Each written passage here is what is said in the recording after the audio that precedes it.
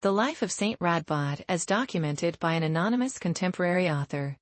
Preliminary observations. Radbod, also known as Radbodo, was the 14th Bishop of Utrecht following Egelbold, and he stood out for his remarkable piety. An anonymous writer, who lived during Radbod's time, documented his life based on accounts from those who knew him personally. This writer's version, found in a manuscript obtained by Surius, would have been more useful to us if it had retained its original style, which barely deviates without errors and loss of rightful authority. The words of the anonymous writer appear in Section 5. We will recount a few things received from those who participated in the events. The same sentiment is echoed towards the end of Section 10. Lower Utrecht, once known as Wilteburg, was established as a bishopric by Willibrord, who, along with monks and preachers of the Word of God, led the Frisians to Christ. Various documents from that era show that the monks, first instituted in the cathedral church by Willibrord and later by the martyr Boniface, remained there at least until the Carolingian era. Whenever the monks transitioned into canons, the more religious bishops of Utrecht tended to assume this role only after adopting monastic garb and professing the rule, as seen in the example of Bishop Radbod. Educated at the court of King Charles, Radbod went to Guntarius in Cologne. After leaving there, he was soon called to be bishop by the people of Utrecht. Without delay, as the author of his life writes in Section 4, he changed his attire and became a true regular monk. He abstained not only from eating meat but from all indulgence in food. This seems to be implied by the same writer in Section 7, referring to the practice of Willibrord and his predecessor Boniface, and it is consistent with the custom accepted among the bishops of the Church of Canterbury, as noted by the writers of English history in several places. Before we discuss the achievements of Bishop Radbod, we should consider some details about his studies at the court of King Charles and his companions Stephen and Mansion, as well as Manon or Nanon, the head of the palace school. Most writers agree that this King Charles of Germany is Emperor Charles the Fat. However, this can be disproved because the author of the included life attributes a son named Louis to King Charles. Louis was actually the son and heir of Charles the Bald, not Charles the Fat, who had no children. We've already shown how diligently Charles the Bald worked to revive the study of literature, which had greatly declined due to internal wars and the incursions of the Danes, both in the preface of the previous century and in the praises of Pascasius Rodbertus and Abbot John. Now, let's listen to our author from Numbers 1 and 2. First, Radbod went to the court of King Charles of the Franks, then to his son Louis's court, not because he sought courtly honors, but because the liberal arts were being excellently cultivated within the king's palace. The school was led by Mono, or Nano according to others, a philosopher whom the eager to learn holy boy diligently followed. His classmates included Stephen and Mancio, among others. I won't focus on modern Belgian or German writers who imagine Nano as an advocate of Charles the Fat, a Frisian by birth, and the supposed author of several works they claim were circulated. The more accurate reading by Surius convinces us that his name was Manoni, and I believe he is the same Mono who led the monastery of St. Augundus in the Jura region and, in the year 870, claimed a certain church for his monastery at the Synod of Vienna. The Batavian manuscript, which contains the poems of Florus, published in the first volume of the Analects, bears this title, as do other manuscripts we've seen in the Boherian Library, book offered to the tomb of St. Augundus in memory of the vow of Manonus. Therefore, it is very likely that Mono retired from the palace schools to the monastery of St. Augundus before the year 870, where he dedicated a rich collection of books to God. We'll discuss Stephen, Radbod's classmate, later, who became the bishop of Tongaron. Surius incorrectly stated that Mancio was the bishop of Chalon, whereas he should have said Chalon. He is Mancio, mentioned several times by Frodord in Book 4 of Historiae. His letter to Archbishop Fulk of Reims about a priest intending to marry was recently published in the volume of Analecta. Radbod made significant progress in the palace schools, and as William of Hayda notes, he excelled in both poetry and prose. This is evidenced by the list of his works recorded by Trothemius as follows. He wrote several notable works, including Praises of Saint Martin, Book 1, Praises of Saint Boniface, Bishop, Book 1, on Saint Amalberga, Book 1, Homilies and Sermons, Book 1, Flowers on Saint Willibrord, as well as a complete office on the translation of Saint Martin, and various songs in honor of the saints. What Trothemius calls the praises of Saints Martin and Boniface, our anonymous source describes as hymns and encomia with these words. He wove hymns and encomia about them, which would be recited during their festivities. And lest anyone think we speak anything untrue, there exists a complete office of the Blessed Martin, composed by him. The book on the Virgin Amalberga mentioned by Trothemius was once included in the Benedictine manuscript under this title, Small Book of Lord Radbod, Bishop of the Church of Utrecht, on the Life and Merits of the Virgin Amalberga. This small book is nothing more than the homily praised by Trithemius, which, from the same Benedictine manuscript, we published earlier where we discussed the Virgin Amalberga. In part 1 of the 3rd century, we presented a sermon given on the feast day of St. Willibrord, which I am unsure if it is the same one Trithemius attributes to our Radbod. Besides those works Trithemius assigns to Radbod, William of Haida describes several of his poems, which, for the time, demonstrate the author's elegant style. The same William also mentioned Radbod's brief chronicle, from which we learn the year he began his bishopric and other events of his time. Finally, Surius in Volume 6 references an eclogue on Saint Labin, which he also attributes to Radbod. These are his writings. In the year just before 900 ended, Radbod was appointed to lead the Utrecht see. He swapped his clerical attire for monastic robes and soon diligently cared for his flock, both through his words and example. He also provided for their temporal needs, securing from King Arnulf and his son King Zweynebold the lands of Deventer and its surrounding estates, to which he relocated after Utrecht was destroyed by the Norsemen. Additionally, in the year 914, he received a privilege from King Conrad, as noted by Haida, which granted protection and security to his church's estates and rights.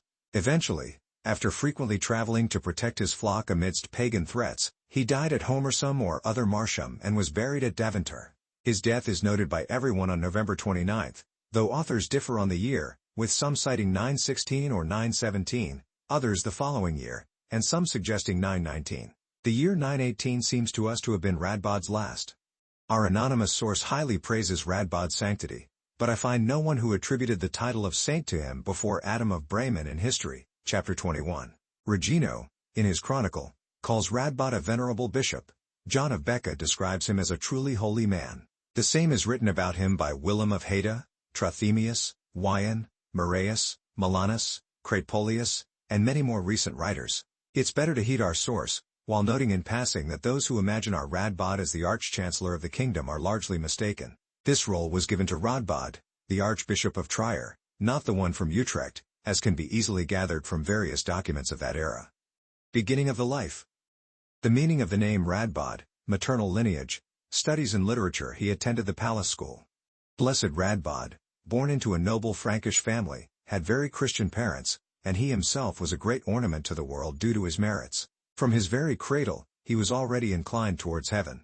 His name holds a significant mystery, as it can be translated into Latin as messenger of counsel. He was sent by Christ as an ambassador of the best counsel to the Frisians, from whom he inherited his maternal lineage, and to whom he certainly gave excellent advice. Radbod, Duke of the Frisians, whom some call king, was his mother's ancestor. She gave him his name. As soon as he was seen to be capable of learning, he was introduced to letters. He spent the early years of his life with Gunther, the Archbishop of Cologne, his uncle, diligently applying himself to studies. When adverse events happened to that bishop, the boy of remarkable talent, encouraged by his family and supported by many others, for the grace of God with which he was endowed made him dear to everyone, first went to the court of Charles, king of the Franks, and then to that of Louis, his son, not because he sought courtly honors, but because within the king's palace the liberal arts were excellently cultivated. Mono, the philosopher, was in charge of that school, and the holy boy, eager for learning, diligently adhered to him. Radbod's companions. He had fellow students, Stephen and Mancio, who were indeed older in age, but not in enthusiasm. Thus, a certain pious rivalry arose among them, and each tried to excel the other, not out of ambition for honor, but out of humility, with diligence in reading and learning. Their virtue progressed to the point that not long after, each was made a bishop, Stephen of the Church of Tongeren, and Mancio of Chalon. But Radbod, the venerable youth, like a diligent bee gathering the flowers of knowledge, accumulated a great deal of learning until he was considered by all to be highly learned. In the meantime, he used his strength of mind to suppress youthful impulses, controlled bodily desires through moderation, and turned away from worldly things out of love for heavenly pursuits. He yearned for spiritual joys and firmly decided to let go of all temporary matters. Although he was young in years, he was mature and wise in his actions, rejecting temptations and aiming to please God. Day and night, he dedicated himself to spiritual enrichment, pursuing with affection and desire what he would later achieve in practice. Radbod's homeland. Follows Abbot Hugh. The king recognized his virtue. The more he tried to remain unnoticed, the more his fame spread among the people, despite his reluctance. He became dear to the king for his integrity, respected by the kingdom's nobles, and admired by the people, appearing pleasing and lovable to God. After Charles, under whom he spent his youth, passed away, He wished to visit his homeland, known as Lomaganium. Additionally, he joined Hugh, a highly esteemed abbot, and excelled in learning above others, continuously climbing the ladder of virtues, shining brightly like a heavenly lamp. He becomes a bishop, takes on monastic habit, his abstinence, turns water into wine. Meanwhile, Agilbert, the bishop of the Church of Utrecht, passed away. The appointment of a suitable successor was discussed, and with notable agreement among the clergy and the people, and with God's will, Radbod was deemed the most worthy. This view was shared by Arnulf, who was governing the kingdom, as well as by the princes. Thus, through the zeal and will of the clergy, king, princes, and people, the holy man, initially unaware and later resistant, was made a bishop. Troubled in spirit by this, he hesitated for a long time about what to do. Finally, while trying to avoid the honor, he was, albeit unwillingly, drawn to the seat of honor. After receiving the blessing, the soldier of the eternal king prepares for battle with spiritual weapons and courageously equips himself. He transforms his appearance and adds even greater virtues to his character. By following Christ's teachings, he embraces the very narrow path and becomes a perfectly regular monk. He abstains not only from eating meat but also from all indulgence in food. He nourishes his spirit with fasts lasting 2 or 3 days and sustains his weakened body, barely clinging to his bones, with only the bare necessities of life, which are of little value. Despite this, he maintains a cheerful appearance, as if he were dining on fine foods. He wished, as much as possible, to keep his fasting hidden from everyone, with only a few being aware of it. When a certain layman, familiar with the bishop and often visiting him, wanted to test this by sitting at his table and speaking with him in the usual manner, he finally asked to be allowed to drink from the cup that was customarily placed before him. It was made of onyx and appropriately adorned with gold, but filled with water. Then, what God, who works wonders in his saints, did through his servant could not remain hidden. The bishop would not allow the man to drink from the cup, as he did not want others to know what was in it. However, when the opportunity arose, the man secretly took the cup, and although the bishop noticed it, he could not prevent him from drinking. He sighed to God and groaned. And behold, with the ancient miracle renewed, the water was changed into excellent wine. Realizing this, the investigator fell at the feet of the most holy bishop, asked for forgiveness, and promised not to attempt anything like it again. Although the most holy bishop wished to conceal it, it was not right to hide the work of God. In accordance with the words of the angel Raphael to Tobias, it is good to keep the secret of a king hidden, but honorable to reveal and confess the works of God. His love for the poor, his everyday life, as long as he lived in the body, was so pleasing to God and so desired and pleasant to people. Although his virtues continued to grow, we can't fully explain them, but we'll share a few insights from those close to him, so you can more easily trust our account. Whatever he had from this world, he carefully distributed to the poor. He excelled in all good works, and in his kindness towards the poor, he had no equal. Every day, except for a few feast days, he personally washed the feet of the poor, provided them with food, clothed the naked, visited the sick, and cared for the disabled and orphans. He dedicated himself tirelessly to acts of humanity and mercy with incredible vigilance and care, both day and night, never tiring of these labors, considering all he gave for the comfort of the needy as pure gain. He had no interest in adornments or worldly pomp, nor did he crave gold. He believed it was wrong to find pleasure in such things. Thus, having turned away from the world and all it could offer, he burned with love for heavenly things while living on earth in body alone. He honored Saints Willibrord and Boniface. When the Danes devastated the Church of Utrecht, he often stayed in Deventer, yet his spirit always resided in Utrecht. Even though he frequently returned when peace was restored, both he and others regretted that circumstances and time didn't allow him to stay there permanently.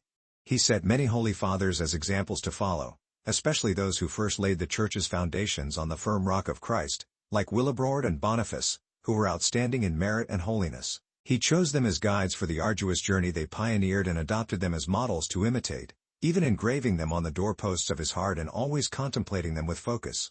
Those who uplift the family of the highest King through their holiness, exemplary lives, and advocacy of their merits, whether by confessing their faith in peace or through the shedding of their blood, both triumph over the enemy and enjoy the fellowship of the heavenly army. Following in their footsteps, he spread the seeds of faith to his entrusted flock, offered himself as a living sacrifice to God every day, longed wholeheartedly for the heavenly homeland, died to the world, lived for Christ, and was entirely devoted to heaven. He was a light of Christ set on a lampstand, shining for all who were in the house of God, yet remained humble before God.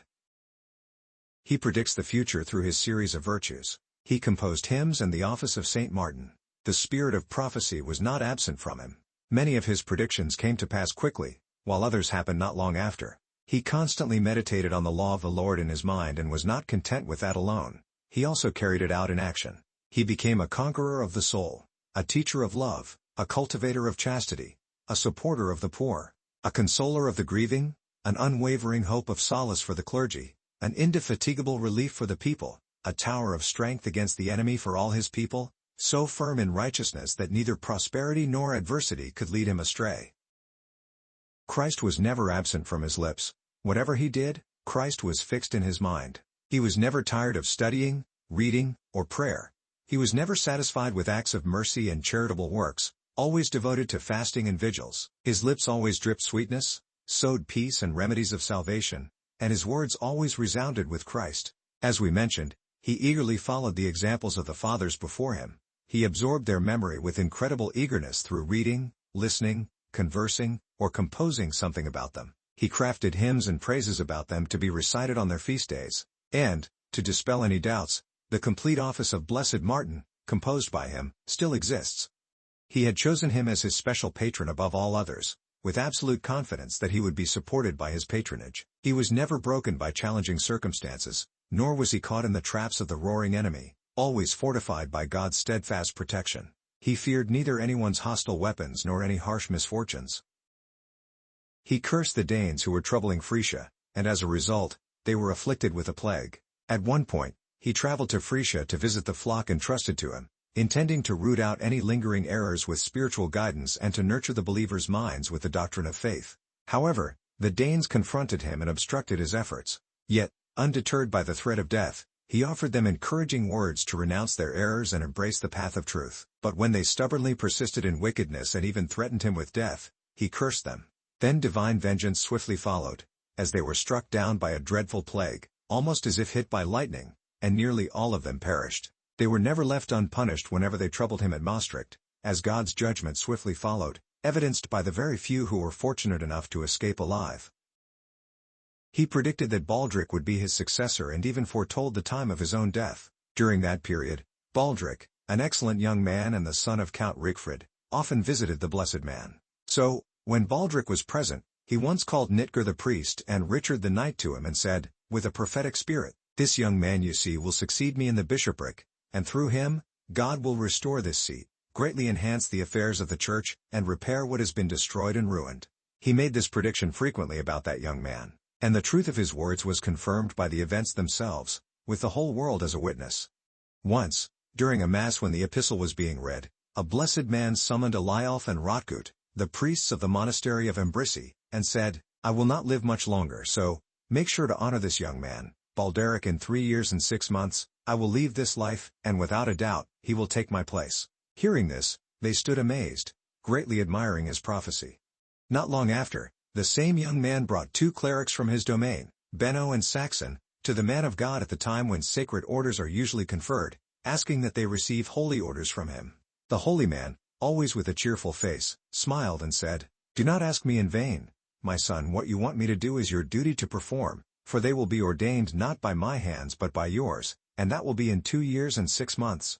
But young Balderic, distressed, shed tears, fearing everything, even things that seemed safe, and not believing what the holy man was saying. Seeing that the blessed bishop was troubled, he began to gently console him. "Do not fear, Balderic," he said, "nor let your noble spirit be broken by faint-heartedness. The Church's affairs, which now seem poor and needy, will be enriched by you with countless gifts from God, and the situation will change unexpectedly. You will restore the bishop's buildings, which have been ruined for many years by the ravages of the Danes, to their former dignity at Trajectum, Utrecht." The holy man predicted these and other similar events, which happened just as he said, as everyone can now see, making it seem pointless to prove faith in words for things everyone can verify with their own eyes. The bishop should be free from secular duties. When invited by the king to perform some service, he would usually respond courteously, "It is right to obey higher powers, but who doubts that it is not fitting for bishops to be involved in secular affairs, in whose camps the soldiers of Christ serve? They should be spiritually equipped with the Church's arms to pray to the Lord for the king's and the people's safety, peace, and stability. They should seek the gain of souls with continuous prayers, not pursue earthly things. Soldiers of the royal army, girded with belts and showered with benefits, should do this. Having examined the law of perfect freedom, he could not be swayed from his opinion by flattery or threats, preferring to please God alone rather than humans. He prepares himself for death. Knowing his death long in advance, no one can doubt that he prepared himself with a burning lamp for the Lord returning from the wedding. He was vigilant so he could immediately answer the one knocking, and he distributed his Lord's measure of wheat to his family with even more care, knowing he would soon have to give an account to him. He did not fear death. As for him, to die was gain, and to live was Christ. He encouraged his people in the pursuit of peace, harmony, and love, as he was accustomed to do. He, poor in spirit, rich in merits, detached from earthly things, familiar with heavenly ones, strove to achieve this as much as human weakness allowed. Through fasting, the joys of psalms, vigils, and almsgiving, he diligently fortified his death with great spiritual effort. He is comforted by a vision of the Blessed Virgin and her companions. This sublime vision, which he shared with some of his people, should not be overlooked. When he was once seriously ill, so much so that he abandoned all hope of life, the most blessed Mother of God and ever Virgin Mary appeared to him, accompanied by the holy virgins Thecla and Agnes, filling the entire dwelling with great light. He was greatly terrified by such a vision and could speak nothing out of fear, almost fainting. Then the Gate of Salvation, the Lady of the World, administered the medicine of consolation to him, dispelling not only all fear but also his illness, saying, "Do not fear, Radbod, for you are surely seeing her to whom you frequently offer prayers. So, I won't hesitate to offer you comfort with my presence, as you always keep me in your prayers to God. Rest assured, there's nothing threatening about this illness. You will recover, even though your time in the flesh won't be long afterward. Have confidence in yourself. Don't stop being vigilant and working hard, but keep going as you have started." With these words, the radiance suddenly vanished, but a very pleasant fragrance lingered for a long time, and all traces of the illness were completely gone. When he quietly shared this with some of his people, not wanting anyone to know while he was alive, he also described the form, appearance, and attire of the Most Holy Mother of God to them, adding that no one could fully appreciate her beauty. However, the holy virgins Thecla and Agnes could be recognized both by their faces and their clothing.